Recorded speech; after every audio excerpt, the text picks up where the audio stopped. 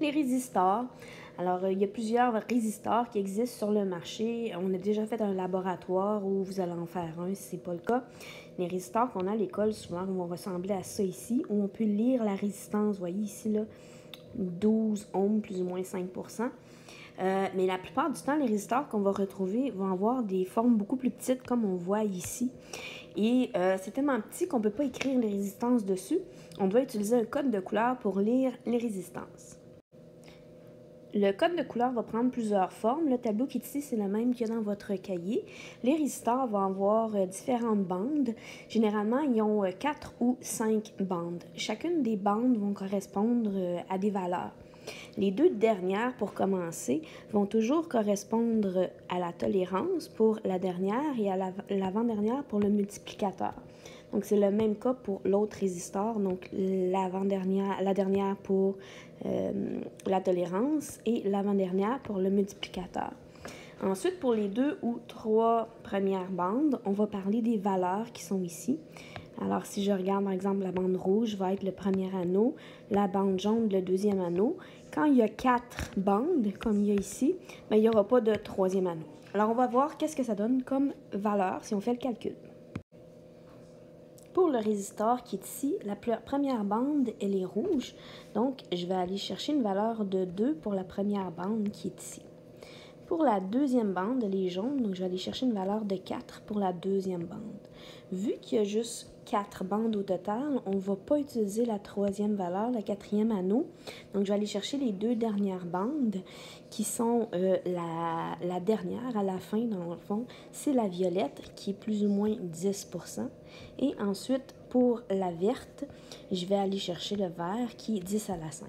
Alors, si j'écris ces valeurs-là, ça fait 2, 4 fois 10 à la 5, plus ou moins 0,10%.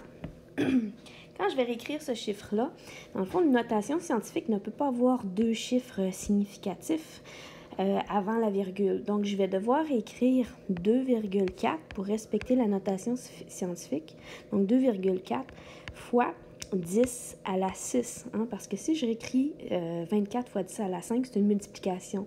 24 fois 10 à la 5, je rajoute 5 zéros.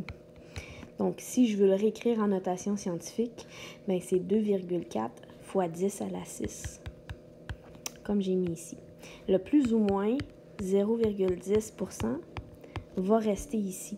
Donc, c'est la valeur de ma résistance et tout ça, c'est en ohms. Je vais le mettre à la fin de ma mesure pour avoir ma tolérance. Je peux l'écrire ici aussi. Qu'est-ce que ça veut dire le 0,10%? Ça veut dire que la valeur de mon résistance, elle peut être un peu plus grande d'une valeur de 10% ou la valeur du résistance ou un peu plus petite. C'est l'incertitude du résistor. On va aller voir les 5 bandes maintenant. Pour mon 5 bandes, donc la première bande, elle est blanche, c'est un 9. La deuxième bande, elle est jaune, c'est un 4. La troisième bande, elle est verte pour un 5. Ensuite, la quatrième bande, c'est mon multiplicateur. Il est rouge, donc 10 à la 2 fois 10 à la 2. Et ma tolérance, c'est bleu, ici, plus ou moins 0,25%. Donc, si je fais mon calcul en premier, donc 945 fois 10 à la 2, ça fait 945 avec 2 zéros.